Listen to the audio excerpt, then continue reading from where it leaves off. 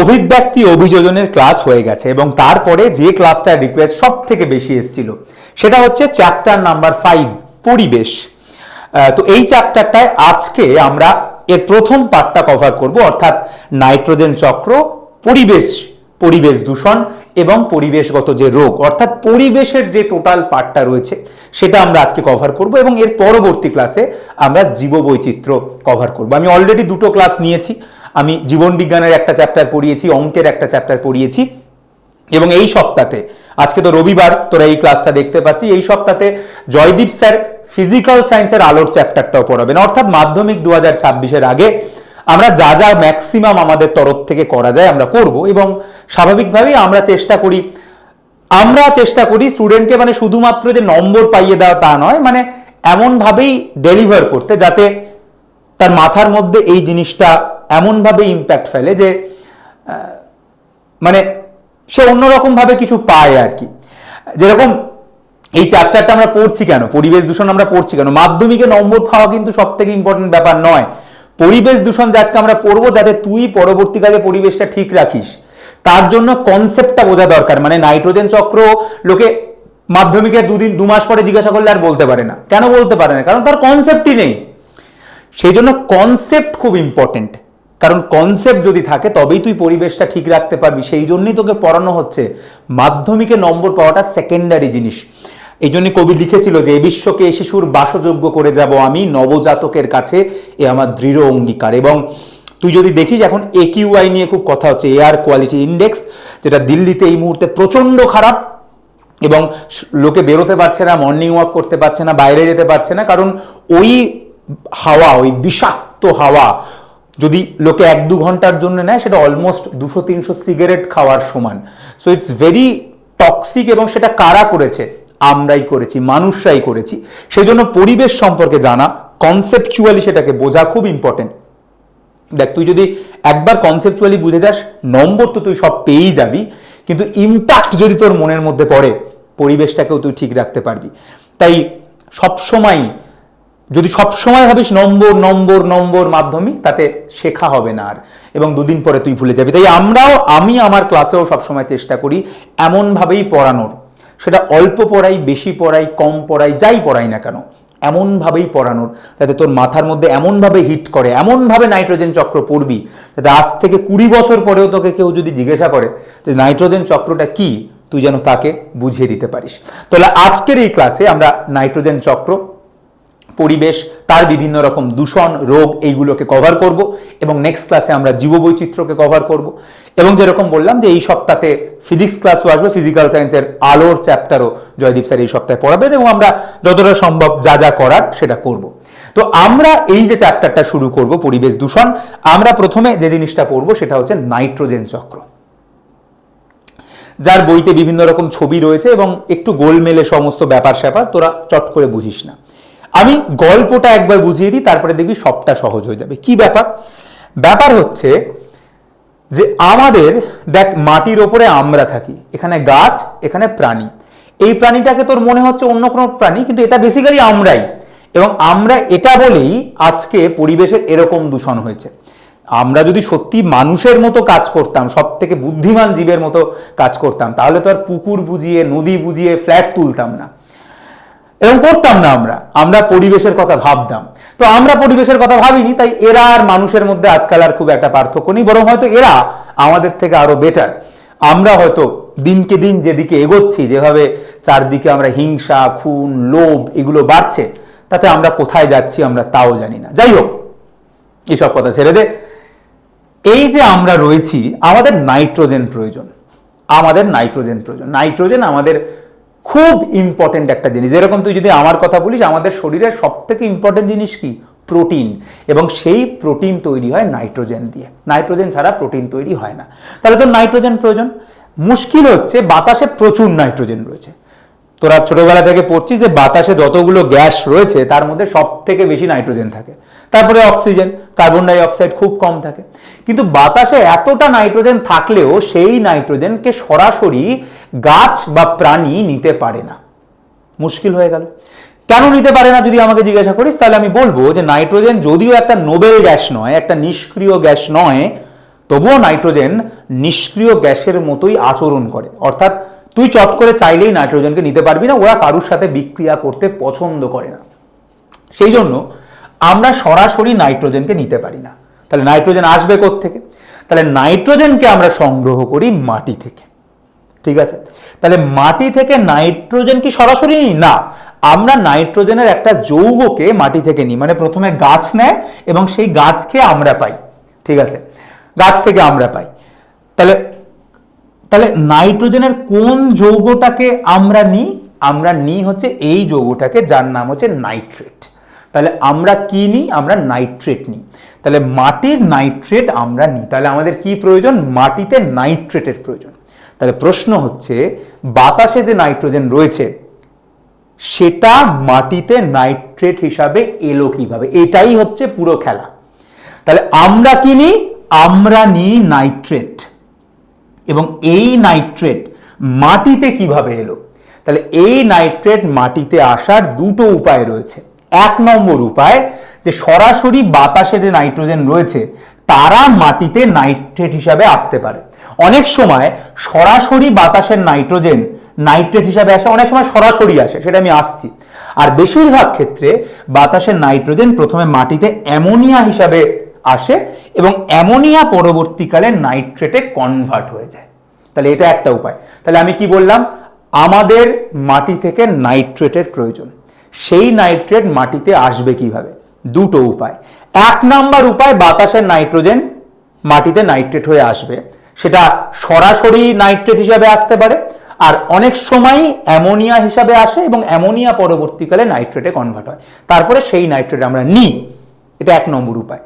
দু নম্বর উপায় হচ্ছে, আমরা যেই নাইট্রেট নিলাম তাহলে তো মাটিতে নাইট্রেট কমে গেল, কিন্তু না, আমরা এই নাইট্রেট নিয়ে আবার এই নাইট্রেটকে ফেরত দিয়ে দিই। অর্থাৎ মাটিতে নাইট্রেট যাওয়ার দ্বিতীয় উপায় হচ্ছে, আমরা যে এবার মলমূত্র ত্যাগ করি কিংবা আমরা যে মারা যাই, তখন আবার আমরা অ্যামোনিয়াকে মাটিতে ফেরত পাঠিয়ে দিই এবং সেই অ্যামোনিয়া থেকে আবার নাইট্রেট তৈরি হয়, আমরা আবার নিই। অর্থাৎ এইরকম একটা চক্র চলছে।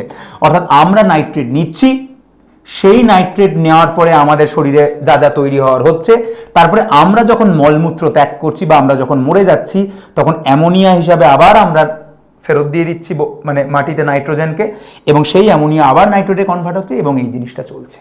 অর্থাৎ দুটো জিনিস দুটোভাবে, মানে গোটা গল্পটা কি? গোটা গল্পটা হচ্ছে আমাদের নাইট্রেটের প্রয়োজন। তাহলে সেই নাইট্রেট আমরা পাবো কোথা থেকে? বাতাসের নাইট্রোজেনই মাটিতে নাইট্রেট হয়ে আসবে। কিভাবে আসবে? নাইট্রোজেন সরাসরি নাইট্রেট হয়ে আসতে পারে, সরাসরি নাইট্রোজেন নাইট্রেট হয়ে এলো, অথবা নাইট্রোজেন প্রথমে মাটিতে এলো অ্যামোনিয়া হিসাবে, সেই অ্যামোনিয়া নাইট্রেটে কনভার্ট হলো এবং সেই নাইট্রেটকে আমরা নিলাম।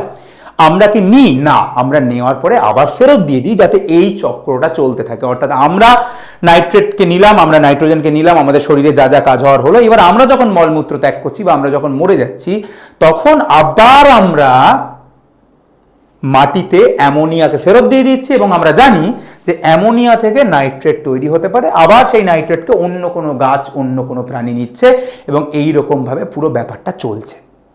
এখানে একটা ছোট্ট জিনিস আছে, যে কখনো কখনো ক্ষেত্রে এই নাইট্রেট, যেটা অ্যাকচুয়ালি আমাদের নেওয়ার কথা ছিল, কিন্তু কখনো কখনো এই নাইট্রেট আবার বাতাসে নাইট্রোজেন হয়ে ব্যাক করে চলে যায়, যেটা অবভিয়াসলি মাটির জন্য খারাপ, কারণ মানে আমাদের জন্য খারাপ, কারণ আমরা তো নাইট্রেট চাই। সেখানে দুম করে যদি নাইট্রেট আবার মাঝে মাঝে বাতাসে ব্যাক করে চলে যায়, সেটা গড়বড়ে ব্যাপার। তো এই জিনিসটা একটু জটিল লাগছে, তবে আমার মনে হয় অনেকটা কনসেপ্টটা ক্লিয়ার হয়েছে। এবার আমরা পুরোপুরি আসছি। তাহলে কি বললাম? মেন জিনিস মাথায় রাখ, নাইট্রেট। আমাদের নাইট্রেটের প্রয়োজন। তাহলে প্রশ্ন হচ্ছে, এই নাইট্রেট মাটিতে আসবে কিভাবে? তাহলে এক নাম্বার উপায় যেটা বললাম, যে সরাসরি বায়ুমণ্ডলের নাইট্রোজেন মাটিতে আসবে নাইট্রেট হয়ে, মানে সেটা অ্যামোনিয়া হয়ে আসতে পারে বা অনেক সময় সরাসরি নাইট্রেট হয়ে আসে। অর্থাৎ বায়ুমণ্ডলের নাইট্রোজেন মাটিতে আসবে, যেটাকে আমরা বলি নাইট্রোজেন আবদ্ধকরণ। এবং বায়ুমণ্ডলের নাইট্রোজেন মাটিতে আসবে, যেটাকে আমরা বলি নাইট্রোজেন আবদ্ধকরণ, সেটা তিনভাবে আসতে পারে। একটা হচ্ছে প্রাকৃতিক উপায়, অর্থাৎ বাতাসের মধ্যে যে নাইট্রোজেন রয়েছে যখনই সেটা অক্সিজেনের সঙ্গে বিক্রিয়া টিক্রিয়া করবে এবং এই বজ্র বিদ্যুৎ সহ বৃষ্টি টিষ্টি হবে, তো নাইট্রোজেনের বিভিন্ন অক্সাইড তৈরি হবে এবং পরবর্তীকালে যখন বৃষ্টি হবে তখন সেই জলের সঙ্গে বিক্রিয়া করে এরা ওই নাইট্রিক অ্যাসিড কিংবা নাইট্রাস অ্যাসিড হিসাবে জলের মধ্যে মানে মাটিতে আসবে এবং আমরা দেখ নাইট্রেট পেয়ে গেলাম বা নাইট্রাইট পেয়ে গেলাম। তো এইগুলো আলটিমেটলি যখন জলে মানে মাটিতে মিশবে আমরা সরাসরি নাইট্রেট পেয়ে যাব। তাহলে এটা তো একটা উপায় দেখতেই পাচ্ছি যেখানে আমরা সরাসরি মাটিতে নাইট্রেট পেয়ে গেলাম, অর্থাৎ বাতাসের যে নাইট্রোজেন ছিল যখন বজ্রবিদ্যুৎ সহ বৃষ্টিপাত হচ্ছে সেই নাইট্রোজেন অক্সিজেনের সঙ্গে বিক্রিয়া করে নাইট্রোজেনের বিভিন্ন অক্সাইড তৈরি করছে এবং যখন বৃষ্টি হয়ে নামছে তখন নাইট্রেট সরাসরি মাটিতে এসে মিশছে এবং আমাদের নাইট্রেটই প্রয়োজন, মাটিতে নাইট্রেটের প্রয়োজন। তাহলে এইভাবে মাটিতে নাইট্রেট সরাসরি চলে এলো। কিংবা জীবজ অর্থাৎ বাতাসের নাইট্রোজেনকে মাটিতে অ্যামোনিয়া হিসাবে অনেকে সরাসরি মেশাতে পারে। কারা? যেরকম বিভিন্ন ব্যাকটেরিয়া রয়েছে, যেরকম ক্লস্ট্রিডিয়াম রয়েছে, ক্লস্ট্রিডিয়াম কিংবা অ্যাজেটোব্যাক্টার, এই সমস্ত ব্যাকটেরিয়া যারা রয়েছে এরা সরাসরি নাইট্রোজেনকে মাটিতে মেশাতে পারে, এরা সরাসরি নাইট্রোজেনকে অ্যামোনিয়া হিসাবে মাটিতে মেশাতে পারে। কিংবা বেশ কিছু নীলাভ সবুজ শৈবাল রয়েছে যাকে আমরা নীলাভ সবুজ মানে ব্লু গ্রিন অ্যালগি বলি, তার মধ্যে অনেকে রয়েছে যেরকম অ্যানাবিনা, মাঝে মাঝে ভুলে যায় যে বাংলাতে লিখতে হবে আর কি, অ্যানাবিনা নস্টক, এরা যারা রয়েছে তারা সরাসরি করতে পারে। কিংবা অনেক মিথজীবী ব্যাকটেরিয়া রয়েছে যেরকম রাইজোবিয়াম যারা বিভিন্ন শিম্বগোত্রীয় গাছের অর্বুদে থাকে। শিম্বগোত্রীয় গাছ মানে শিম, মটর, এই সমস্ত শিম্বগোত্রীয় গাছ তারাও সরাসরি মাটিতে নাইট্রোজেনকে মেশাতে পারে, কারণ এই সমস্ত রাইজোবিয়ামের মধ্যে একটা স্পেশাল জিনিস থাকে যাকে আমরা লেগ হিমোগ্লোবিন বলি এবং তারা লেগ হিমোগ্লোবিনের সাহায্যে সরাসরি মাটিতে নাইট্রোজেনকে মেশাতে পারে। কিংবা অনেক সময় শিল্পে অ্যামোনিয়া তৈরি হয়, হেবার প্রসেস, তোরা নিশ্চয়ই নাম শুনেছিস, হেবার প্রসেসে শিল্পে অ্যামোনিয়া তৈরি হয় যেখানে নাইট্রোজেনের সঙ্গে 3টে হাইড্রোজেন হাই টেম্পারেচার হাই প্রেসারে বিক্রিয়া হয়ে অ্যামোনিয়া তৈরি হয় এবং এই অ্যামোনিয়া মাটিতে মেশে। তাহলে মোদ্দা কথা, বায়ুমণ্ডলের নাইট্রোজেন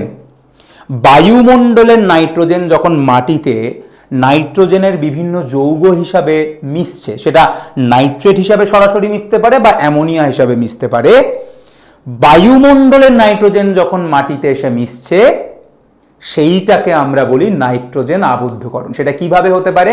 এক হচ্ছে প্রাকৃতিক উপায় যেখানে সরাসরি নাইট্রেট মিশছে, 2 হতে পারে জীবজ উপায় যেখানে বিভিন্ন স্বাধীনজীবী ব্যাকটেরিয়া যেরকম ক্লস্ট্রিডিয়াম বা অ্যাজেটোব্যাক্টার কিংবা ব্লু গ্রিন অ্যালগি যেরকম অ্যানাবিনা নস্টক কিংবা বিভিন্ন মিথজীবী ব্যাকটেরিয়া যারা শিম্বগোত্রীয় গাছের মূলে থাকে এবং যাদের মধ্যে লেগ হিমোগ্লোবিন বলে একটা স্পেশাল জিনিস থাকে, যার এক্সাম্পল হচ্ছে রাইজোবিয়াম, তারাও নাইট্রোজেনকে সরাসরি যৌগ হিসাবে মাটিতে মেশাতে পারে।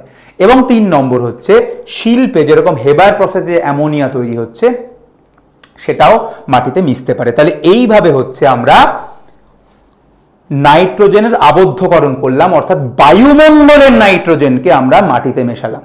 এইবার আমরা কি করব? এইবার দেখ, সরাসরি যদি নাইট্রেট হিসাবে মেশে তাহলে তো হয়ে গেল, গাছ নিয়ে নেবে। আর যদি অ্যামোনিয়া হিসাবে মেশে তাহলে আমাকে অ্যামোনিয়াটাকে নাইট্রেটে আগে কনভার্ট করতে হবে, তাই তো? অ্যামোনিয়াকে আগে নাইট্রেটে কনভার্ট করতে হবে এবং তারপরে সেটা আমি নেব। তার মানে আমাকে জানতে হবে যে অ্যামোনিয়া যদি নাইট্রেট হিসাবে সরাসরি মেশে তাহলে নিয়ে নিলাম, আর যদি অ্যামোনিয়া হিসাবে মাটিতে আসে তাহলে অ্যামোনিয়াটা নাইট্রেটে কনভার্ট হচ্ছে কি করে। এটা বলার আগে শুধু আমি আরেকটা জিনিস বলে দিতে চাই, এই যে নাইট্রেটটা নিলাম, অ্যামোনিয়ার 2টো সোর্স আছে।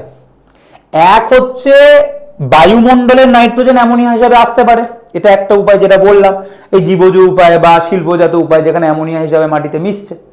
2 নম্বর উপায় হচ্ছে যে এরা যখন আবার মলমূত্র ত্যাগ করবে, এরা যখন মারা যাবে তখন এরা আবার অ্যামোনিয়াকে মাটিতে মিশিয়ে দেবে। তাহলে অ্যামোনিয়ার মাটিতে কিন্তু দুটো, আমি ছোটবেলায় যখন পড়তাম আমার কনফিউশন হতো, আমি বলতাম নাইট্রোজেন আবদ্ধকরণের মধ্যে এই স্টেপটা নেই কেন, এটাও তো নাইট্রোজেন আবদ্ধকরণ, এটাও নাইট্রোজেন আবদ্ধকরণ না, এটাও তো মাটিতে নাইট্রোজেন মিশছে। কিন্তু না, এইটাই হচ্ছে কনসেপ্ট। নাইট্রোজেন আবদ্ধকরণ মানে হচ্ছে বায়ুমণ্ডলের নাইট্রোজেন কিভাবে মিশছে, আর এই স্টেপটাকে বলে অ্যামোনিফিকেশন, যেখানে অলরেডি একজন নাইট্রোজেন নিয়ে নিয়েছে, সে আবার মাটিতে ফেরত দিচ্ছে কিভাবে, অর্থাৎ নাইট্রোজেনকে ইউজ করার পরে আমি নাইট্রোজেনকে কিভাবে মাটিতে ফেরত দিচ্ছি, সেটা হচ্ছে অ্যামোনিফিকেশন। হ্যাঁ, দুটোই হচ্ছে আলটিমেটলি মাটিতে নাইট্রোজেনের আবদ্ধকরণ হচ্ছে, কিন্তু এটা হচ্ছে বায়ুমণ্ডল থেকে সরাসরি আসছে, যেটাকে আমরা নাইট্রোজেন আবদ্ধকরণ নাম দিচ্ছি।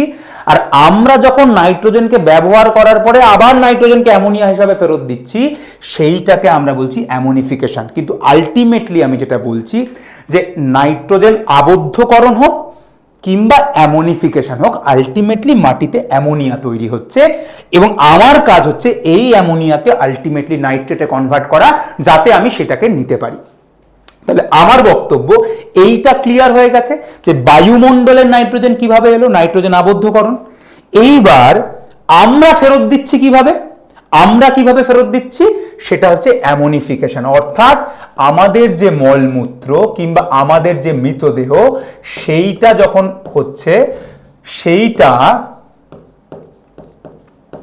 সরাসরি অ্যামোনিয়া হিসাবে মাটিতে মিশছে। এবং এখানে কোন ব্যাকটেরিয়া কাজ করে, এখানে যে ব্যাকটেরিয়া কাজ করে তার নাম হচ্ছে ব্যাসিলাস। ব্যাসিলাসের অনেক স্পিসিস আছে, ব্যাসিলাস মাইকয়েডিস করতে পারে, ব্যাসিলাস র্যামোসাস করতে পারে, বাট আমরা ব্যাসিলাস এই নামটাই মনে রাখবো, স্পিসিস লিখে রাখলাম। তো ব্যাসিলাস এই কাজটা করে। ঠিক আছে, ক্লিয়ার হয়ে গেল। দেখ, আমি ছোটবেলায় বুঝিনি, তোরা এটা কিন্তু বুঝিস না। নাইট্রোজেন আবদ্ধকরণ হচ্ছে বায়ুমণ্ডলের নাইট্রোজেন আসা, আর অ্যামোনিফিকেশন হচ্ছে আমি ইউজ করার পরে দিচ্ছি, কিন্তু আলটিমেটলি অ্যামোনিয়াই আজকে মাটিতে আসছে। এইবার আমার কাজ হচ্ছে অ্যামোনিয়াটাকে নাইট্রেটে কনভার্ট করা, কারণ নাইট্রেটটাই আমরা নেব। তাহলে অ্যামোনিয়াকে আমি নাইট্রেটে কনভার্ট করব। এই অ্যামোনিয়া প্রথমে নাইট্রাইটে কনভার্ট হবে, এবং সেখান থেকে অ্যামোনিয়াটা প্রথমে নাইট্রাইটে কনভার্ট হবে, এবং সেখান থেকে নাইট্রেটে কনভার্ট হবে। ঠিক আছে, প্রথমে নাইট্রাইটে কনভার্ট হবে এবং তারপরে নাইট্রেটে কনভার্ট হবে। আমার মনে হয় সেটা পুরোপুরি ক্লিয়ার। ঠিক আছে, পুরোপুরি সেটা ক্লিয়ার। প্রথমে নাইট্রাইটে কনভার্ট হবে এবং তারপরে নাইট্রেটে কনভার্ট হবে। তো অ্যামোনিয়া থেকে নাইট্রাইট, এই পুরো জিনিসটাকে বলে নাইট্রিফিকেশন। তাহলে এই যে অ্যামোনিয়া থেকে নাইট্রাইট, এইখানে যে ব্যাকটেরিয়াটা কাজ করে তার নাম হচ্ছে নাইট্রোসোমোনাস, তার নাম হচ্ছে নাইট্রোসোমোনাস। আর এখানে যে ব্যাকটেরিয়াটা কাজ করে তার নাম হচ্ছে নাইট্রোব্যাক্টার। তাহলে নাইট্রিফিকেশন মানে কি, যে অ্যামোনিয়া মাটিতে মিশলো, সেটা প্রকৃতি থেকে আসুক কিংবা আমি ইউজ করার পরে যেটাই দিই না কেন, মানে অ্যামোনিফিকেশনের মাধ্যমে অ্যামোনিয়া যাক কিংবা নাইট্রোজেন আবদ্ধকরণের মাধ্যমে অ্যামোনিয়া আসুক, ওই অ্যামোনিয়াকে আলটিমেটলি আমাকে নাইট্রেটে কনভার্ট করতে হবে। তো অ্যামোনিয়া থেকে নাইট্রেট তৈরির যে প্রসেস, তাকে আমরা নাইট্রিফিকেশন বলি। দুটো স্টেপ প্রসেস, প্রথমে নাইট্রাইট তৈরি হয়, তারপরে নাইট্রেট তৈরি হয়।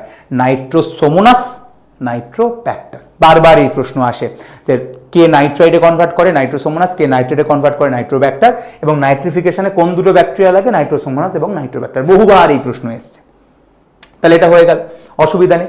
এইবার আমি যেটা বললাম যে একটা শুধু এখানে গল্পে টুইস্ট আছে, যে কখনো কখনো এই নাইট্রেটটা কার নেওয়ার কথা, এই নাইট্রেটটা কার নেওয়ার কথা, নর্মালি নাইট্রেটটা কার নেওয়ার কথা ছিল, নর্মালি নাইট্রেটটা নেওয়ার কথা কার ছিল, মানে গাছের নেওয়ার কথা ছিল, সেখান থেকে প্রাণীর নেওয়ার কথা ছিল। কিন্তু কখনো কখনো নাইট্রেট আবার সরাসরি বায়ুমণ্ডলে ব্যাক করে চলে যায়, যেটা একেবারেই ভালো নয়।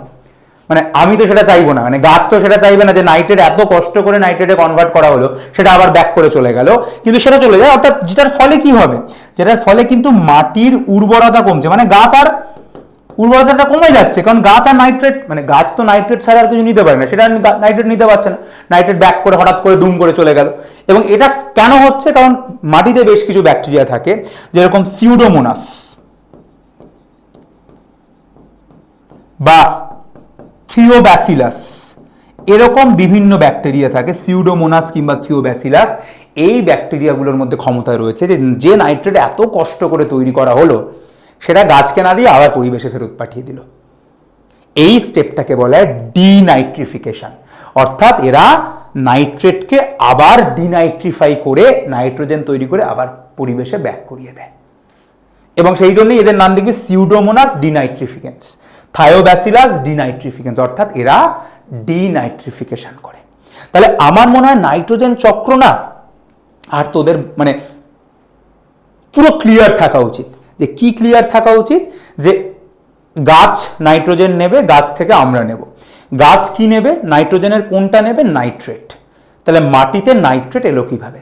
মাটিতে নাইট্রেট দুভাবে আসতে পারে। একটা হচ্ছে বায়ুমণ্ডল থেকে সরাসরি আসতে পারে, সেটা অ্যামোনিয়া হয়ে এসে নাইট্রেটে কনভার্ট হলো, কিংবা সরাসরি এলো, তাহলে সেটাকে আমরা বলি নাইট্রোজেন আবদ্ধকরণ। সেটা তিনভাবে বায়ুমণ্ডলে নাইট্রোজেন আসতে পারে। একটা হচ্ছে প্রাকৃতিক, মানে বজ্রবিদ্যুৎ সহ বৃষ্টি হলো, অ্যাসিড বৃষ্টি হলো এবং সেখানে সরাসরি নাইট্রেট পেয়ে গেলাম আমি। কিংবা কোনো রকম ব্যাকটেরিয়া কিংবা রাইজোবিয়াম, ব্লু গ্রিন অ্যালগি, এরা নাইট্রোজেনকে মাটিতে নিয়ে এলো অ্যামোনিয়া হিসাবে। কিংবা শিল্পে যে অ্যামোনিয়া তৈরি হচ্ছে হেবার পদ্ধতিতে, সেই অ্যামোনিয়া মাটিতে এলো। এই অ্যামোনিয়া মাটিতে এলো, এটা একটা উপায়। অথবা অলরেডি যে গাছ বা যে প্রাণী নাইট্রোজেনকে নিয়েছে তারা যখন মলমূত্র ত্যাগ করছে বা তারা যখন মরে যাচ্ছে, তারা আবার অ্যামোনিয়াকে মাটিতে ফেরত দিয়ে দিচ্ছে, যেটাকে আমরা বলছি অ্যামোনিফিকেশন। অর্থাৎ মাটিতে নাইট্রেটও কিছুটা আসছে, কখনো কখনো অ্যামোনিয়া আসছে ম্যাক্সিমাম ক্ষেত্রে। এবার নাইট্রেট যদি মাটিতে আসে, নাইট্রেটকে তো সরাসরি গাছ নিয়ে নিচ্ছে, অসুবিধা নেই। যদি অ্যামোনিয়া আসে, অ্যামোনিয়াটাকে আগে নাইট্রেটে কনভার্ট করতে হবে, সেইটাকে বলে নাইট্রিফিকেশন। যেখানে প্রথমে নাইট্রাইট তৈরি হচ্ছে, ব্যাকটেরিয়ার নাম নাইট্রোসোমোনাস, তারপরে নাইট্রেট তৈরি হচ্ছে, ব্যাকটেরিয়ার নাম নাইট্রোব্যাক্টার। নাইট্রিফিকেশন হয়ে গেল, নাইট্রেট তৈরি হয়ে গেল, গাছ নিয়ে নিল, তারপরে গাছ প্রাণী নিচ্ছে, তারা মলমূত্র ত্যাগ করছে, তারা মরে যাচ্ছে, অর্থাৎ আবার অ্যামোনিফিকেশন হচ্ছে, অ্যামোনিয়া মিশছে, আবার নাইট্রিফিকেশন হচ্ছে, আবার নিচ্ছে, আবার অ্যামোনিফিকেশন, নাইট্রিফিকেশন, এইভাবে চলছে। এইরকমভাবেই চলছিল। শুধু এর মাঝে একটা টুইস্ট হচ্ছে, নাইট্রেট যেটা গাছের নেওয়ার কথা, কখনো কখনো সেই নাইট্রেটকে আবার পরিবেশে ফেরত দিয়ে দিচ্ছে কিছু ডিনাইট্রিফাইং ব্যাকটেরিয়া, যেরকম সিউডোমোনাস এবং থায়োব্যাসিলাস। তাহলে আমার মনে হয় নাইট্রোজেন চক্র সম্পর্কে আর কোনো রকম কোনো কনসেপচুয়াল সমস্যা নেই। যে বায়ুমণ্ডলের নাইট্রোজেন যখন মাটিতে মিশছে, সেটাকে আমরা বলি নাইট্রোজেন আবদ্ধকরণ। আর নাইট্রোজেন ইউজ করার পরে যখন আমরা নাইট্রোজেনকে ফেরত দিচ্ছি অ্যামোনিয়া হিসাবে, সেটা হচ্ছে অ্যামোনিফিকেশন। কিন্তু আলটিমেটলি আমার লক্ষ্য হচ্ছে এই যে অ্যামোনিয়া, তাকে নাইট্রেটে কনভার্ট করা, তাকে আমরা বলি নাইট্রিফিকেশন। যার ফার্স্ট স্টেপে নাইট্রোসোমোনাস, সেকেন্ড স্টেপে নাইট্রোব্যাক্টার কাজ করছে। এবার এই নাইট্রেটকে নেওয়ার কথা ছিল কার? কোনো একটা গাছের। কিন্তু কখনো কখনো গাছ না নিয়ে এটা আবার পরিবেশে ফেরত চলে যায়, সেই স্টেপটাকে আমরা বলি ডিনাইট্রিফিকেশন। যেটা থায়োব্যাসিলাস করতে পারে বা সিউডোমোনাস করতে পারে, তারা হচ্ছে ডিনাইট্রিফাইং ব্যাকটেরিয়া। তাহলে এইভাবে নাইট্রোজেন চক্রের মাধ্যমে নাইট্রোজেনের ব্যালেন্সটা বজায় থাকছে। এইভাবে নাইট্রোজেন চক্রের মাধ্যমে পুরোপুরি নাইট্রোজেনের ব্যালেন্সটা বজায় থাকছে, নাইট্রোজেনের ব্যালেন্সটা বজায় থাকছে, এবং আমরা নাইট্রোজেন পাচ্ছি, এবং সেই নাইট্রোজেন থেকেই আমরা প্রোটিন তৈরি করছি এবং আমরা বেঁচে রয়েছি। কিন্তু এর খারাপ কিছু দিকও রয়েছে। কীরকম? যেটা অলরেডি তোরা বুঝলি, যে এই যে যখন অ্যাসিড বৃষ্টি হচ্ছে, মাটি তো নাইট্রেট পাচ্ছে, কিন্তু অ্যাসিড বৃষ্টি যখন হচ্ছে, এই যে অ্যাসিড বৃষ্টিটা হচ্ছে ভাই, তাতে মাটিতে নাইট্রেট তো এলো, কিন্তু যখন অ্যাসিড মাটিতে মিশলো, তাহলে মাটির পিএইচ কমে গেল, যার ফলে কিন্তু আলটিমেটলি মাটির ক্ষতি হলো। এবং এটা যদি জলে মেশে, তাহলে জলেরও দূষণ হলো, মানে সব দিক থেকেই একটা সমস্যা হলো। তাহলে অ্যাসিড বৃষ্টি, এটা কিন্তু এটার একটা ক্ষতিকারক দিক, তাহলে এইটা হচ্ছে নাইট্রোজেন চক্রর পুরো কনসেপ্ট। আমার মনে হয় ক্লিয়ার, একদম ক্লিয়ার থাকা উচিত যে বাতাসের নাইট্রোজেন আমরা নিতে পারি না। কেন? কারণ নাইট্রোজেন কারোর সাথে রিয়্যাক্ট করা পছন্দ করে না। তাহলে নাইট্রোজেন মাটিতে আসবে, কিভাবে আসবে? আইদার বজ্রবিদ্যুৎ সহ বৃষ্টির মাধ্যমে, কিংবা জীবজ পদ্ধতি, যেরকম অ্যানাবিনা, নস্টক, রাইজোবিয়াম কিংবা অ্যাজেটোব্যাক্টারের মাধ্যমে, কিংবা রাসায়নিক উপায় মাটিতে এলো। মাটিতে তাহলে কে এলো? নাইট্রোজেন এলো না, নাইট্রোজেনের যৌগ এলো।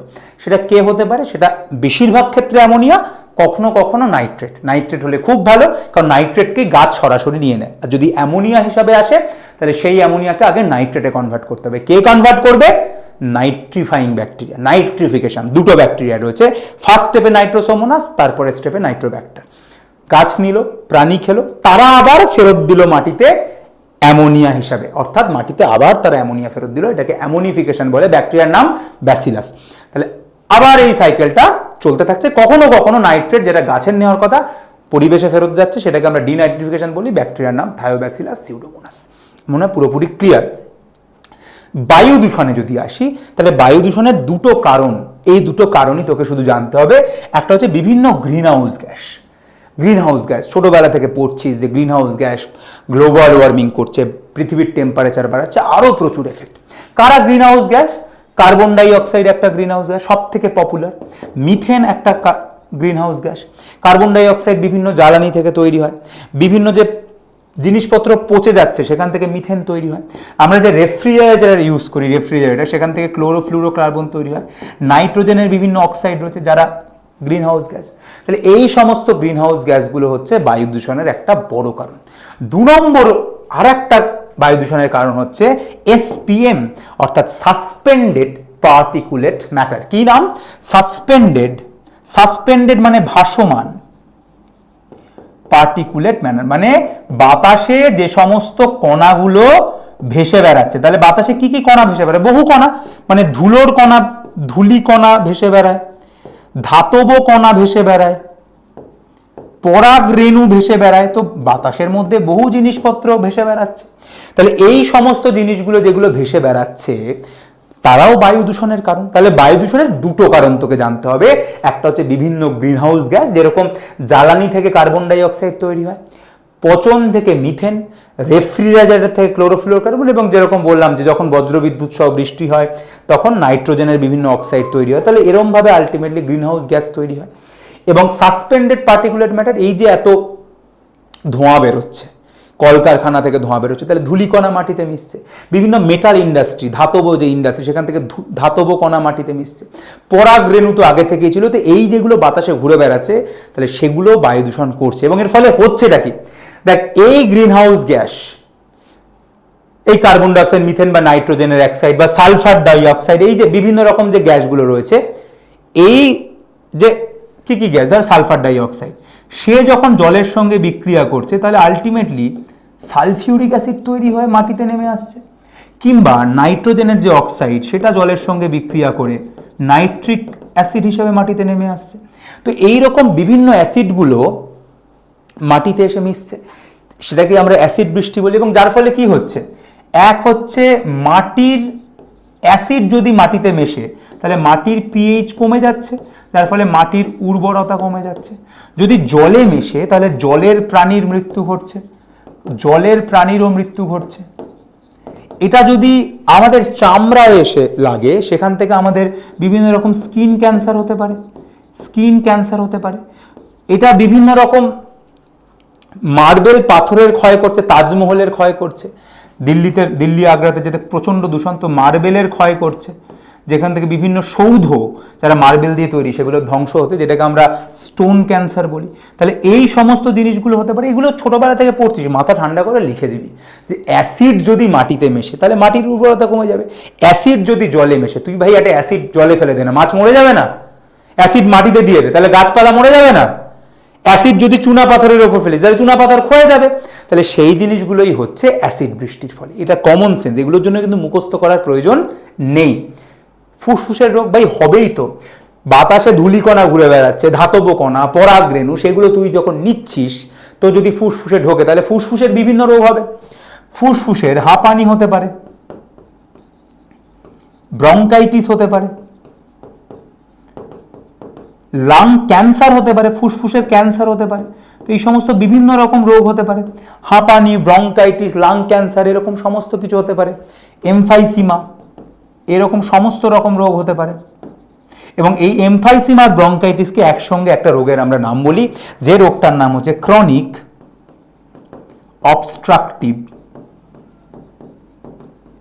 Pulmonary disease. তাই এই রোগটার নাম মাথায় রাখতে পারিস যে এসপিএম, সাসপেন্ডেড পার্টিকুলেট ম্যাটারের জন্য একটা রোগের নাম বলো, তাহলে সেই রোগটার নাম হচ্ছে COPD, chronic obstructive pulmonary disease, যেখানে এমফাইসিমা এবং ব্রঙ্কাইটিসের মতো রোগ হতে পারে, যেখানে এমফাইসিমা এবং ব্রঙ্কাইটিসের মতো রোগ হতে পারে, এমফাইসিমা এবং ব্রঙ্কাইটিসের মতো রোগ হতে পারে। ঠিক আছে, এমফাইসিমা এবং ব্রঙ্কাইটিসের মতো রোগ হতে পারে। তাহলে বায়ু দূষণ দুটো কারণ, গ্রিন হাউস গ্যাস এবং সাসপেন্ডেড পার্টিকুলেট ম্যাটার। ক্লিয়ার? ফলাফল দুটো, অ্যাসিড বৃষ্টি, অ্যাসিড এবার কমন সেন্স, অ্যাসিড মাটিতে গেলে কি হবে, জলে গেলে কি হবে, পাথরের ওপর পড়লে কি হবে, চামড়ার ওপর পড়লে, চামড়ায় যদি আমি অ্যাসিড দীর্ঘদিন ধরে ফেলতে থাকি কি হবে, প্রথম দিকে ঘা হবে, পরে সেই ঘা থেকে ক্যান্সার হয়ে যাবে। সিমিলারলি যদি এই সমস্ত ধূলিকণা, ধাতব কণা আমার ফুসফুসে দেয় কি হবে, হাঁপানি হবে, ব্রঙ্কাইটিস, এমফাইসিমার মতো রোগ হবে, ফুসফুসের ক্যান্সার হতে পারে। এমফাইসিমা এবং ব্রঙ্কাইটিসকে আমরা ক্রনিক অবস্ট্রাকটিভ পালমোনারি ডিজিজ বলি। ক্লিয়ার?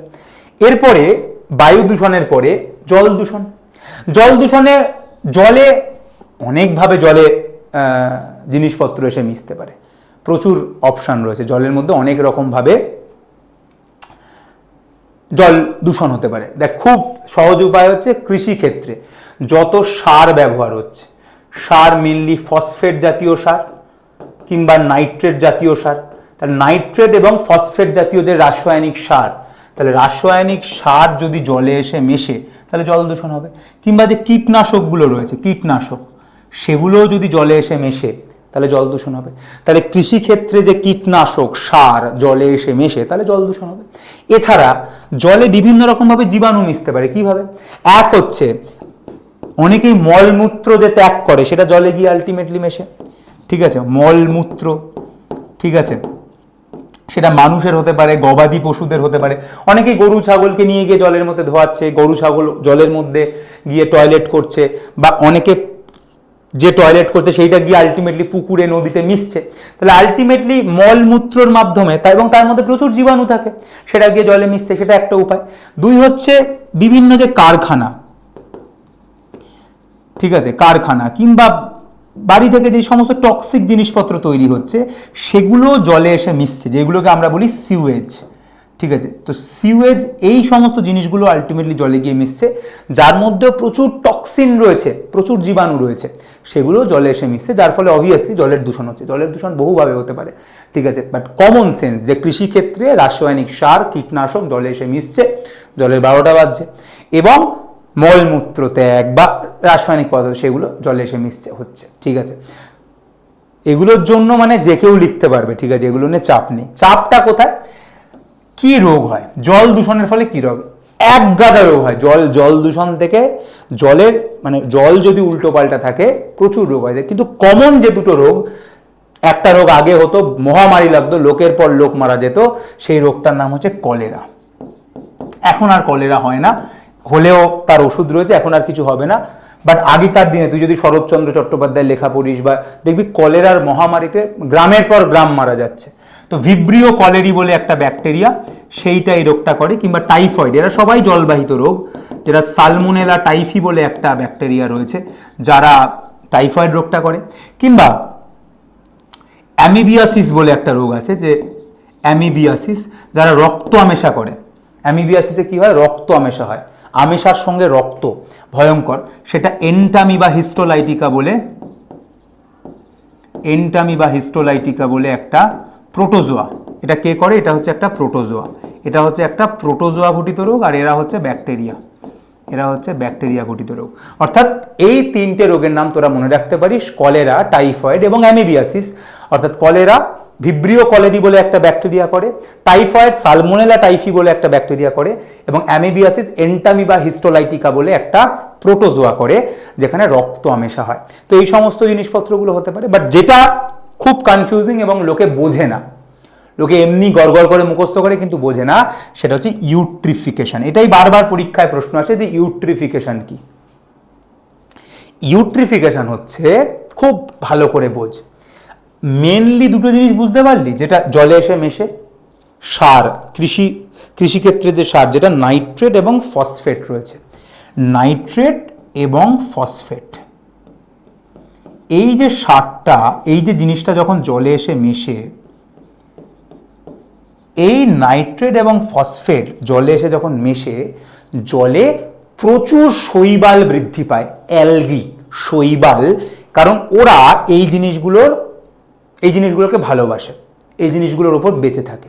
তো যখনই তুই নাইট্রেট এবং ফসফেট দিচ্ছিস, তখন কি হয়? শৈবালের সংখ্যা বৃদ্ধি হয়, অর্থাৎ জলে প্রচুর পরিমাণে শৈবালের সংখ্যা বৃদ্ধি হয়, প্রচুর পরিমাণে, এবং এটাকেই আমরা অ্যালগাল ব্লুম বলি, অ্যালগাল ব্লুম, যে প্রচুর শৈবালের সংখ্যা বৃদ্ধি পেল।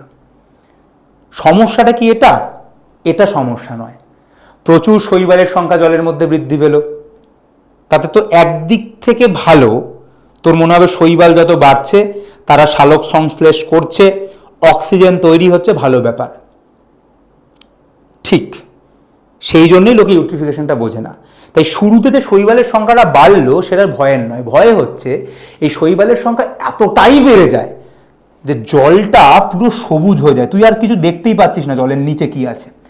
এই সবুজ হয়ে যাওয়ার জন্য আলো আর ভিতরে ঢুকতে পারে না, কারণ পুরো জলটা শৈবালে ভর্তি হয়ে গেছে, আলো আর ঢুকতে পারছে না। ঠিক আছে, যখনই আলো ঢুকতে পারবে না তার ফলে আলটিমেটলি আর সালোক সংশ্লেষ হবে না, এবং যখনই সালোক সংশ্লেষ বন্ধ হয়ে যাবে এই সমস্ত শৈবালগুলো মরতে শুরু করবে, অর্থাৎ এই শৈবালের মৃত্যু হবে। এবং এই শৈবালের যেই মৃত্যু হবে তাদের পচানোর জন্য বিভিন্ন ব্যাকটেরিয়া যেটুকু দেখ, একে তো আলো পৌঁছাচ্ছিল না, অর্থাৎ সালোক সংশ্লেষ কমে গেছে, অক্সিজেন কম, তার মধ্যে যখন শৈবালের মৃত্যু হলো তখন সেই শৈবালকে পচানোর জন্য যেটুকু অক্সিজেন আর পুকুরে ছিল সেই অক্সিজেনটাকেও ব্যাকটেরিয়াগুলো ব্যবহার করে শৈবালগুলোকে পচালো, অর্থাৎ শৈবালের মৃত্যুর ফলে যেটুকু অক্সিজেন ছিল সেই অক্সিজেনগুলো ইউজ হয়ে শৈবালের পচন হলো, যার ফলে পুকুরে আর কোনো অক্সিজেন নেই। একে তো পুরো পুকুর সবুজ, আলো ঢুকছে না, যেটুকু অক্সিজেন ছিল সেই অক্সিজেনটাও ইউজ হয়ে গেল এই শৈবাল পচাতে গিয়ে। তাহলে পুকুরে ছিল কারা? মাছ, গুগলি, শামুক, সব শেষ। তারা আর অক্সিজেন না পেয়ে সবাই শেষ হয়ে গেল, অর্থাৎ বাকি যে জলজ প্রাণী তারা সবাই মরতে শুরু করলো। কেন মরতে শুরু করে গেল? কারণ অক্সিজেন বলে আর কিছু এক্সিস্ট করছে না, অর্থাৎ তাদের যে অক্সিজেনের ডিম্যান্ড প্রয়োজন সেটা বাড়তে থেকেছে, ক্রমশ বাড়তে থেকেছে। এক তো দেখ, প্রথমে যখন ফসফেট এবং নাইট্রেট মিশলো শৈবালের সংখ্যা প্রচুর বাড়তে শুরু করলো। ঠিক আছে, খুব ভালো কথা। ইনিশিয়ালি শৈবালরা অক্সিজেন তৈরি করছিল, যারা ছিল তারা ভাবছে ঠিক আছে শৈবালের সংখ্যা বাড়ুক, অক্সিজেন তো পাচ্ছি আমরা, কিন্তু এরপরে শৈবালের সংখ্যা এতটাই বেড়ে গেল যে আলোই পৌঁছাচ্ছে না, অক্সিজেনই তৈরি হচ্ছে না। তো তারা আস্তে আস্তে তাদের যে অক্সিজেনের প্রয়োজন সেটা বাড়তে শুরু করলো, অক্সিজেনের ডিম্যান্ড সেটা বাড়তে শুরু করলো। তারপরে একদিন শৈবালগুলো মরে গেল আলো না পেয়ে, তখন তাদেরকে পচানোর জন্য বিভিন্ন ব্যাকটেরিয়াগুলো তাদেরকে পচালো, এবং পচানোর ফলে যেটুকু অক্সিজেন বাকি ছিল সেটাও শেষ হয়ে গেল। পুরো মরা শৈবাল, সবুজ শৈবাল, আলো ঢুকছে না, অক্সিজেন নেই, এবং তাদের অক্সিজেনের ডিম্যান্ড দিন দিন বাড়ছে কিন্তু অক্সিজেন নেই, অর্থাৎ সমস্ত জলজ প্রাণী আস্তে আস্তে মারা গেল। এইটাই হচ্ছে ইউট্রিফিকেশন। এবং ইউট্রিফিকেশনে কেন মারা গেল? কারণ ওদের অক্সিজেন ডিম্যান্ড দিন দিন বাড়তে থেকেছে এবং ওরা অক্সিজেন পায়নি। এই অক্সিজেন ডিম্যান্ডকেই বলা হয়, অর্থাৎ ইউট্রিফিকেশন মানে কি? ইউট্রিফিকেশনে কি হচ্ছে আলটিমেটলি? এই অক্সিজেন ডিম্যান্ড এটা বাড়তেই থেকেছে। এইটাকেই বলা হয়, যেহেতু ওরা সবাই বায়োলজিক্যাল মানে জীবজ, তাই বায়োলজিক্যাল অক্সিজেন ডিম্যান্ড বলা হয়। তাই বিওডি বাড়তেই থেকেছে।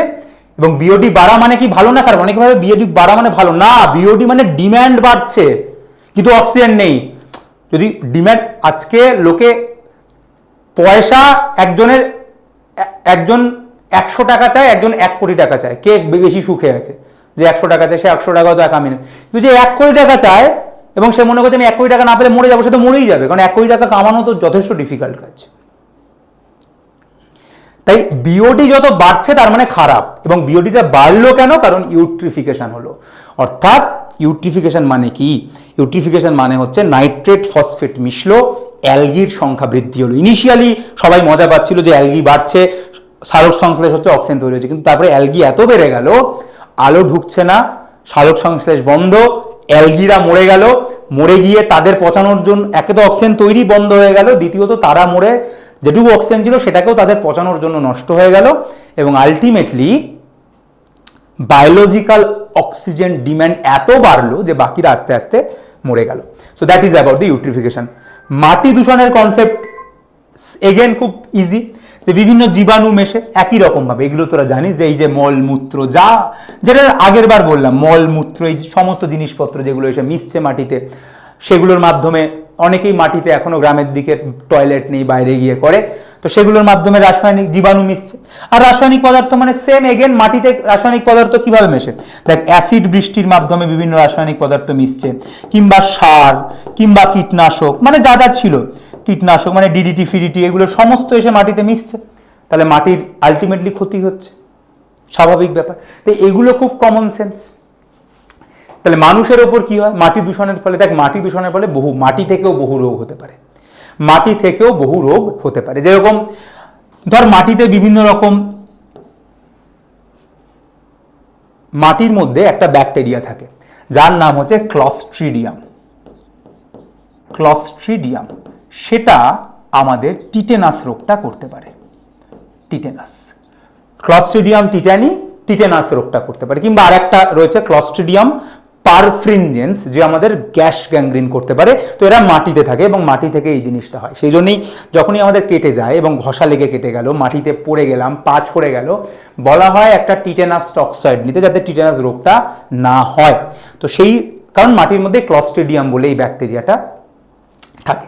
এছাড়া মাটির মধ্যে বহু কৃমি থাকে বা কৃমির ডিম থাকে, সেই সবজি টবজির মধ্যে লেগে রয়েছে, সেটা আমরা যখন খাই তখন কৃমিগুলো আমাদের পেটের মধ্যে ঢোকে। এবং মাটিতেও বহু কৃমি থাকে, যেরকম একটা থাকে হুকওয়ার্ম,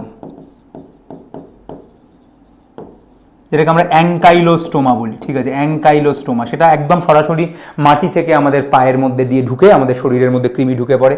কিংবা অ্যাসকারিসের যে ডিম সেটাও মাটিতে থাকে, এবং সেই মাটি সবজি আমরা না ধুয়ে খেলাম তাহলে ডিম আমাদের মধ্যে ঢুকে আমাদের মধ্যে এই কৃমি জাতীয় রোগগুলোও হয়।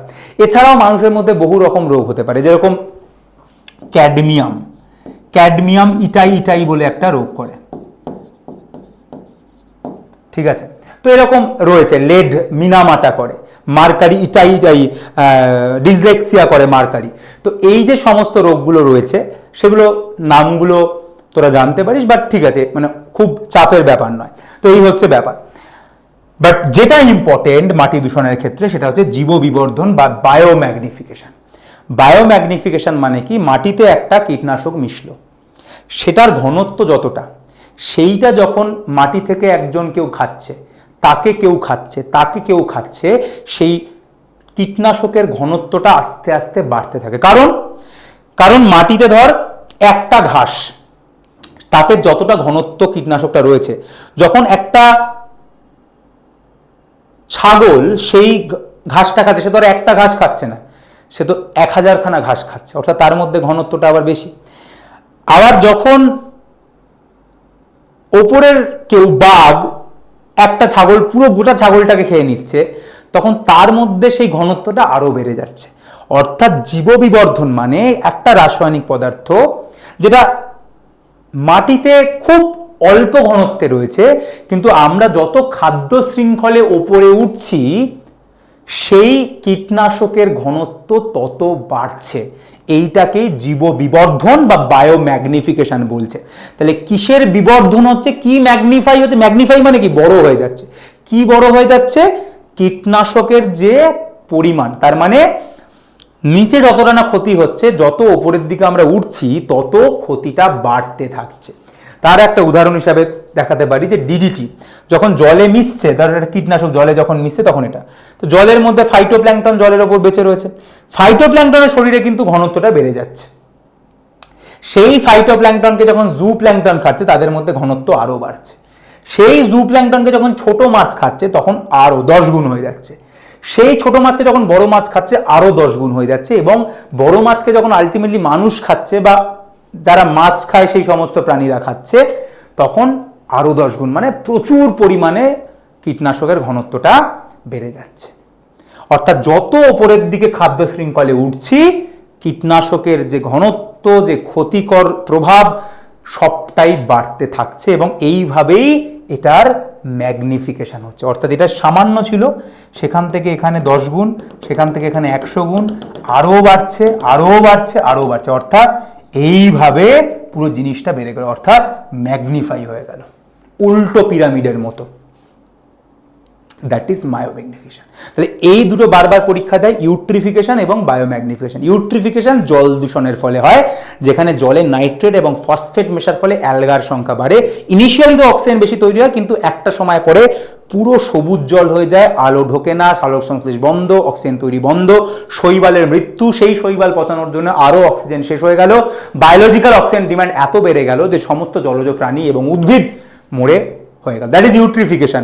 বায়োম্যাগনিফিকেশন মানে কি, খাদ্য শৃঙ্খলের একদম নিচে যে কীটনাশকটা মিশলো, যত ওপরের দিকে উঠছি আমরা খাদ্য শৃঙ্খলে, তত সেই ঘনত্ব বাড়তে থাকছে। দ্যাট ইজ বায়োম্যাগনিফিকেশন বা জীব বিবর্ধন। আমরা শেষ যে দূষণটায় আসি সেটা হচ্ছে শব্দ দূষণ।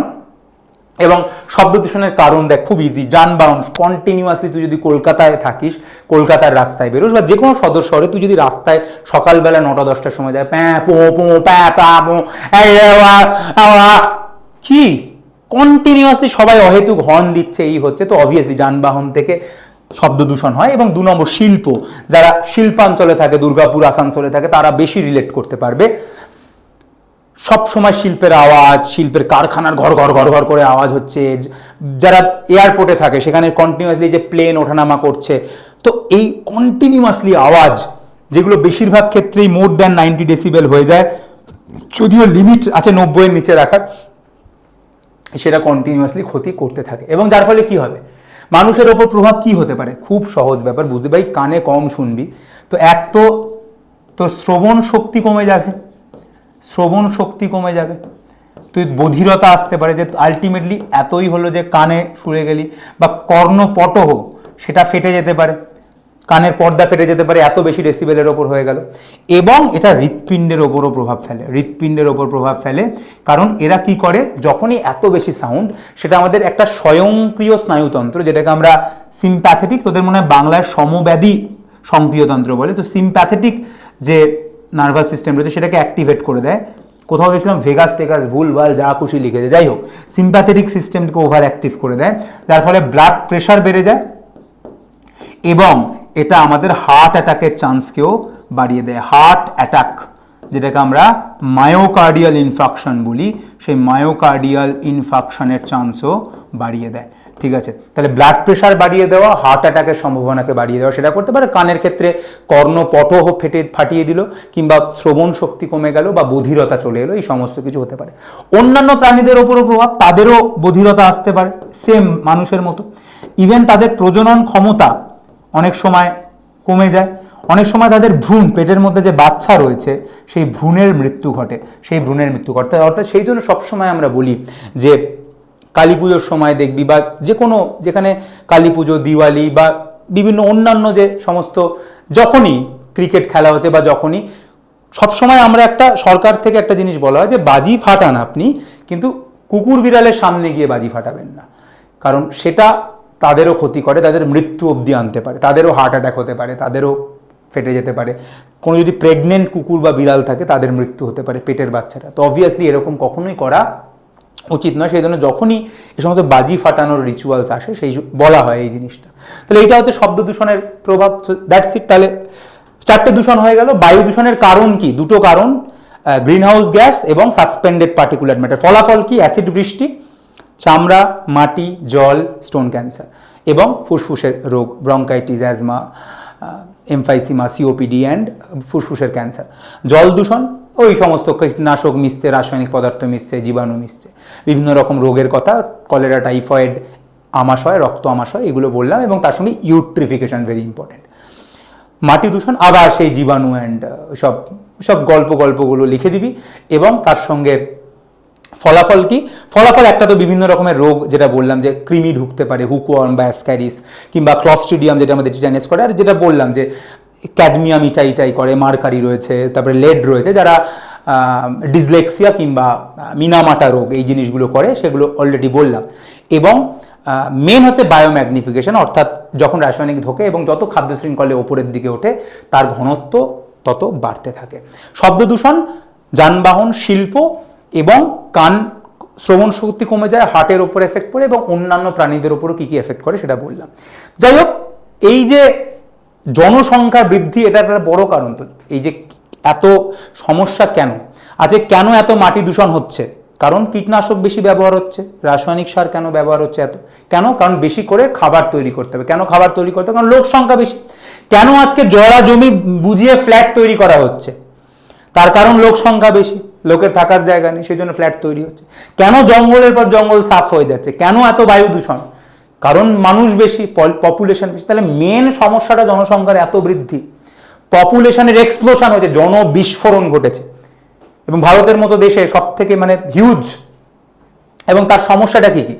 এক হচ্ছে, যার ফলে কি হচ্ছে, প্রাকৃতিক সম্পদের এত ব্যবহার হচ্ছে, লোকে এত ইউজ করছে, এই সমস্ত যেগুলো ছিল আগে থেকে, ধর নদী নালা এত বেশি ইউজ করছে, সেগুলো আস্তে আস্তে নষ্ট হয়ে যাচ্ছে সব। কৃষি জমি আস্তে আস্তে কমে যাচ্ছে, যত লোক বাড়ছে সেই কৃষি জমিকে ওপর কি ফ্ল্যাট তৈরি করে দিচ্ছে, শিল্প, সেখানে লোকের কর্মসংস্থানের জন্য, মানে কোনোটাই দোষের নয়, কিন্তু সমস্যাটা লোক সংখ্যা বৃদ্ধির জন্য। কৃষি জমি আস্তে আস্তে ধ্বংস হয়ে যাচ্ছে। জঙ্গল তো কেটে ফাঁক করে দিচ্ছে, মানে পুরো জঙ্গল টঙ্গল বলে আর কিচ্ছু এক্সিস্ট করছে না, আর এরকম অবস্থা হয়েছে।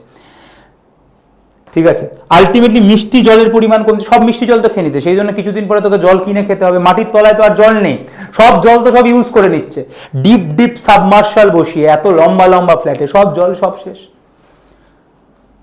বিশ্ব উষ্ণায়ন হচ্ছে, টেম্পারেচার বাড়ছে, যত কার্বন ডাইঅক্সাইড আমরা বাড়ছে, গ্রিন হাউস গ্যাস যত বেরোচ্ছে, যত বেশি মানুষ কার্বন ডাইঅক্সাইড বার করছে, যত জ্বালানি জ্বলছে, যত পচন হচ্ছে, যত রেফ্রিজারেটর ইউজ হচ্ছে, টেম্পারেচার বাড়ছে, গ্রিন হাউস গ্যাস। জল ফলকে বুঝিয়ে দিচ্ছে, পুরো ফ্ল্যাট তৈরি করছে, ইন্ডাস্ট্রি তৈরি করছে, সব পুকুর জল, বলছে একটা পুকুর কোথাও বোঝালে নাকি আর একটা জায়গায় পুকুর তৈরি করতে হয়, কোথায় যে তৈরি হচ্ছে জানি না, শুধু দেখতে পাচ্ছি সব ফ্ল্যাট আর ফ্ল্যাট উঠে যাচ্ছে সব দিকে। দূষণ তো হচ্ছেই এত লোকের জন্য, এবং অবভিয়াসলি খাদ্য সংকট হচ্ছে। খাদ্য তো ভাই লিমিটেড, তো কত আর তৈরি করবি, তো জায়গা লিমিটেড, সেই জন্য আস্তে আস্তে লোকে খেতে পাবে না, একটা টাইম আসবে লোকে আর খেতে পাবে না, তখন মানুষ হিংস্র হয়ে যাবে, আবার সাইকেল ব্যাক করে যাবে। তো এই সমস্ত জিনিসগুলো খাদ্য সমস্যার জন্য, এবং পরিবেশের ফলে যে রোগগুলো হয়, তোদেরকে সিলেবাসে দুটো রোগের কথাই পড়তে হয়, একটা হচ্ছে ক্যান্সার। তো বিভিন্ন রকম ক্যান্সার হতে পারে পরিবেশের পর, যেরকম বিভিন্ন তেজস্ক্রিয় পদার্থ বেরোচ্ছে, যারা তেজস্ক্রিয় ল্যাবে কাজ করে, তেজস্ক্রিয় যে জিনিসপত্রগুলো রয়েছে, তেজস্ক্রিয় যেরকম ইউরেনিয়াম, রেডিয়াম, তেজস্ক্রিয় পদার্থ, সেগুলো বিভিন্ন রকম ক্যান্সার করতে পারে, লাং ক্যান্সার করতে পারে, স্কিন ক্যান্সার করতে পারে, এগুলো করতে পারে। কারণ ক্যান্সার মানে কি? ক্যান্সার মানে হচ্ছে যখন অনিয়ন্ত্রিত কোষ বিভাজন হচ্ছে। ক্যান্সার মানে কি? যে কোনো অনিয়ন্ত্রিত কোষ বিভাজন হচ্ছে, অনিয়ন্ত্রিত কোষ বিভাজন হচ্ছে, যার মধ্যে কোনো কন্ট্রোল নেই। সেই জন্যই তোরা পড়িস যে কোষ বিভাজনকে কন্ট্রোল করে কে? কোষ চক্র, তার মধ্যে চেক পয়েন্ট থাকে, সেল সাইকেলে চেক পয়েন্ট থাকে, যারা কোষ বিভাজনকে নিয়ন্ত্রণ করে। এবার সেই চেক পয়েন্ট যদি ফেল করে যায়, তাহলে অনিয়ন্ত্রিত কোষ বিভাজন হবে, সেখান থেকে ক্যান্সার হবে। তো বিভিন্ন রকম এইগুলো হতে পারে। এছাড়া বাতাসের মধ্যে যে বললাম প্রচুর সাসপেন্ডেড পার্টিকুলেট ম্যাটার রয়েছে, সেটার মধ্যে অনেক সময় অ্যাসবেস্টোস থাকতে পারে, কোল থাকতে পারে, এগুলো আলটিমেটলি লাং ক্যান্সার করতে পারে। ঠিক আছে, লাং ক্যান্সার করতে পারে। এই যে স্মোকিং, সিগারেট স্মোকিং যেটা, সেটা আমাদের লাং ক্যান্সার করতে পারে, লাং ক্যান্সার করতে পারে। সিগারেট স্মোকিং লাং ক্যান্সার করতে পারে। ঠিক আছে, তাছাড়া যারা চিবোয় এই তামাক গুটখা, ঠিক আছে, এই নিকোটিন যারা চিবোয় তাদের ওরাল ক্যান্সার হতে পারে, মুখের ক্যান্সার হতে পারে, বিভিন্ন রকম ক্যান্সার হতে পারে পলিউশনের জন্য। এগুলো সবই দূষণ থেকে হতে পারে। যারা ফুসফুসের রোগ, অলরেডি বললেন অ্যাজমা মানে হচ্ছে হাঁপানি। এখানে কি হয়? এই যে শ্বাসনালী রয়েছে, যেটা আমাদের আলটিমেটলি ফুসফুসে যাচ্ছে, দুটো দিকে দুটো ফুসফুস, এই শ্বাসনালীটা আস্তে আস্তে এরকম ছোট হয়ে যায়, শ্বাসনালীটা আস্তে আস্তে এরকম সরু হয়ে যায়। এবং যখনই এই শ্বাসনালী সরু হয়ে যাবে, তখন হাওয়া আর ঢুকতে পারবে না। শ্বাসনালী যদি সরু হয়ে যায় তাহলে হাওয়া ঢুকতে পারবে না। তাহলে কি হচ্ছে? দুটো রোগের কথা, ফুসফুসের দুটো রোগের কথা পড়তে হবে। একটা হচ্ছে অ্যাজমা, যেটাকে আমরা হাঁপানি বলছি। অ্যাজমাতে কি হচ্ছে? এই যে শ্বাসনালী যেটা বললাম, যেটা আলটিমেটলি ফুসফুসে ঢুকছে, এই শ্বাসনালীগুলো সরু হয়ে যাচ্ছে। ঠিক আছে, অর্থাৎ এখানে এরকম, তার ফলে হাওয়াটা কি কম ঢুকছে। তাই যখনই হাওয়া কম ঢুকছে, তাহলে অ্যাজমাতে কি হচ্ছে? শ্বাসনালী সেটা সরু হয়ে যাচ্ছে, যার ফলে কি হাওয়া কম ঢুকছে, এবং যার জন্য কি হবে? শ্বাসকষ্ট হবে। এখানে একটা সাঁই সাঁই আওয়াজ হবে, এত সরু জায়গার মধ্যে দিয়ে যদি হাওয়া যায়, তাহলে একটা সাঁই সাঁই আওয়াজ হবে। ঠিক আছে, সাঁই সাঁই আওয়াজ হবে, যেটাকে আমরা হুইজিং বলি। তো এই সমস্ত জিনিসগুলো হবে। ঠিক আছে, অর্থাৎ শ্বাসনালী এরকম সরু হয়ে যাবে। এবং কেন সরু হয়ে গেল? কারণ কেন, কারণ কি, কেন অ্যাজমা হবে? কারণ এই যে বললাম সাসপেন্ডেড পার্টিকুলেট ম্যাটার যেগুলো রয়েছে সেগুলোর জন্যই হবে। অর্থাৎ বিভিন্ন রকম যে সমস্ত ঘুরে বেড়াচ্ছে, পরাগরেণু, ধূলিকণা, ঠিক আছে, বিভিন্ন রকম যাদের অ্যালার্জির ধাত থাকে তাদেরই বেশি হয়, যেগুলোকে আমরা অ্যালার্জেন বলি, ঠিক আছে, অ্যালার্জেন। তো এই সমস্ত জিনিসপত্রগুলো আলটিমেটলি এই জিনিসটা করে, এটা সরু করে দেয়। তাহলে কেন সরু হয়ে গেল? কারণ এই যে জিনিসগুলো যখন ঢোকে তখন এই জায়গাগুলো, শ্বাসনালীগুলোর কি হয়, শ্বাসনালীগুলোর একটা প্রদাহ হয়, প্রদাহ, যেটাকে আমরা ইংরাজিতে ইনফ্লামেশন বলি, সরু হয়ে যায় এবং যার ফলে হাওয়া কম ঢোকে, শ্বাসকষ্ট হয়, সাঁই সাঁই আওয়াজ হয়, সমস্যা হয়, ইনহেলার নিতে হয় যাতে এটাকে আবার চওড়া করা যায়। সেটা হচ্ছে অ্যাজমা। এবং দ্বিতীয় যে রোগটা সেটা হচ্ছে ব্রঙ্কাইটিস। ব্রঙ্কাইটিস মানে বুঝতেই পারছিস, ব্রঙ্কাইটিসে কি হয়, ব্রঙ্কাইটিসে কি হয়, এই আইটিস কথাটার মানেই হচ্ছে প্রদাহ, মানে এখানেও ওই ব্রঙ্কাসের প্রদাহ হয়। কেন প্রদাহ হবে? এগেন এর কারণ হচ্ছে ধোঁয়া, মেনলি এর কারণ হচ্ছে ধোঁয়া। সেটা স্মোকিং, সিগারেটের ধোঁয়া হতে পারে, কিংবা কলকারখানার ধোঁয়া হতে পারে, কিংবা যারা কয়লায় রান্না করে সেটা থেকে হতে পারে। তো এই সমস্ত জিনিসপত্রের জন্য আলটিমেটলি ব্রঙ্কাসে প্রদাহ হয়। শ্বাসকষ্ট তো হয়ই, এখানে তার সঙ্গে কাশি হয়, প্রচণ্ড কাশি, এবং তার সঙ্গে কফ বেরোয়, কাশি এবং কফ, ঠিক আছে, প্রচণ্ড শ্লেষ্মা জাতীয় কফ, মানে সর্দি, মানে ডিপ হলুদ রঙের সর্দি এবং কাশি বেরোয়, এবং যখন কাশে একদম ডিপ হলুদ রঙের সর্দি বেরিয়ে আসে, তাহলে এই জিনিসটা ব্রঙ্কাইটিসে হয়। তাহলে এইটাই তোদেরকে জানতে হবে যে দুটো এরকম রোগ রয়েছে, ঠিক আছে। তাহলে এইটা হচ্ছে পরিবেশ দূষণ সম্পর্কে আমরা যেটা বলার, এবং আশা করা যায় নাইট্রোজেন চক্র থেকে শুরু করে প্রত্যেকটা দূষণের তোরা একটা আইডিয়া পেয়েছি যে নাইট্রোজেন চক্র, বাতাসের নাইট্রোজেন মাটিতে মিশছে, সেটা নাইট্রেটে কনভার্ট হচ্ছে, সেইটা গাছ নিচ্ছে, আবার মরেও অ্যামোনিয়া হিসাবে ফেরত দিচ্ছে। নাইট্রোজেন আবদ্ধকরণ, নাইট্রিফিকেশন ঢুকলো, আবার অ্যামোনিফিকেশন হয়ে এটা চলছে, আর মাঝে মাঝে আবার নাইট্রেটটা ঢোকার বদলে ব্যাক করে চলে যাচ্ছে, ডিনাইট্রিফিকেশন। বায়ু দূষণ ক্লিয়ার। জল দূষণে আমি অনেকগুলো রোগের নাম বললাম, আর একটা রোগের নামও তোরা জানতে পারিস, আর্সেনিক। জলে আর্সেনিক থাকে, এটা তোরা নিশ্চয়ই জানিস। এই রোগটার নাম বলে নে, যে জলে আর্সেনিক থাকে, ঠিক আছে। জলে কি থাকে? জলে আর্সেনিকও থাকে। আর্সেনিক ব্ল্যাক ফুট ডিজিজ করে, ব্ল্যাক ফুট ডিজিজ। পায়ের নিচে যদি দেখিস তাহলে দেখবি এরকম কালো কালো কালো কালো স্পট রয়েছে। তো আমার মনে হয় যে আমরা পরিবেশ দূষণের পুরো জায়গাটাকে ক্লিয়ার করলাম, এবং এরপরে নেক্সট আমরা জীববৈচিত্র্য এবং সমস্ত জীবন বিজ্ঞানের সমস্ত চ্যাপ্টার আমি পড়িয়ে দেবো, এটা নিয়ে কোনো চিন্তা করার দরকার নেই। কিন্তু আবারও মনে রাখিস, যেটা মেন পয়েন্ট সেটা হচ্ছে যে শুধু নম্বর নয়, আরও কনসেপ্টটাকে ঠিক রাখতে হবে। এই পিডিএফগুলো অক্সিজম মাধ্যমিকের টেলিগ্রাম চ্যানেলে থাকবে, যার লিঙ্ক ডেসক্রিপশানে এবং কমেন্টে থাকবে। সবার সঙ্গে দেখা হবে পরের ক্লাসে। ততদিন অবধি পড়াশোনা কর আর কি।